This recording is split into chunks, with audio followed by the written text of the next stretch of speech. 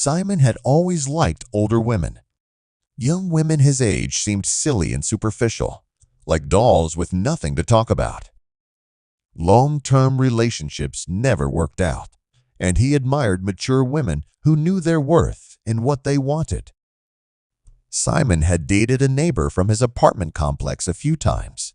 She was generous in appearance and held herself with confidence. He even thought he had a crush on her, even though she was 20 years older and married 3 times. However, their connection was cut short when her husband returned, and Simon withdrew from the romantic relationship for a while, focusing on his studies and hobbies to distract himself. Eventually, Simon met Amelia, who was 8 years older. She had a calm and balanced personality, and Simon found her intelligence and maturity attractive. Amelia had no interest in fancy parties, instead spending her time reading history. 2 months after they began dating, Amelia invited Simon to her home and made it clear that she wanted a commitment.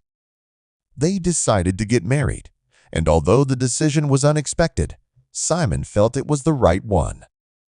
The wedding went off like a blur for Simon, except for his new mother-in-law, Margaret. He felt an unspoken connection with her, an understanding he hadn't expected.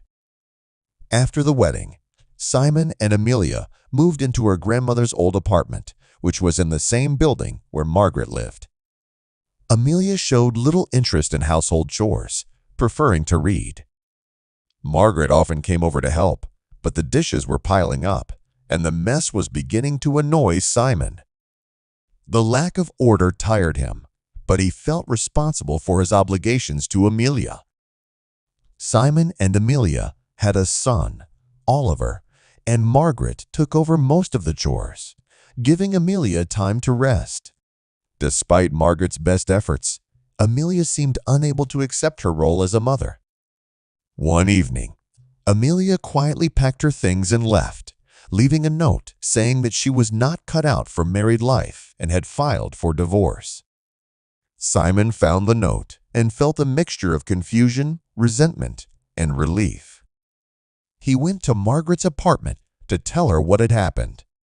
Margaret listened patiently and assured Simon that they would take care of Oliver together. Simon found comfort in her words. Margaret became a support for Simon, helping him adjust to being a single father. They developed a routine, and the apartment began to feel like a real home. Margaret was happy to be close to Oliver, who soon began calling her mom. A year later, Margaret and Simon had a daughter, Lily. Simon finally found the happiness he had been searching for so long. Family life was unconventional, but it all worked out. He found joy in simple moments, Oliver playing, Margaret taking care of Lily, and quiet evenings spent together. Simon grew as a person, becoming more patient and understanding. Margaret gained a new sense of purpose, and their bond grew stronger every day. The small apartment became a place filled with laughter and love. They celebrated birthdays and milestones as a family. Oliver was inquisitive, and Margaret took pride in teaching him, and Simon loved exploring the world with his son. Lily brought even more joy into their lives. The neighbors eventually accepted their unique family arrangement, seeing how happy they were together. Simon realized that happiness could be found in unexpected places. Margaret became his partner, his confidant, and together they created a loving home for their children. It wasn't the life Simon had envisioned, but it was better, filled with sincere and lasting love.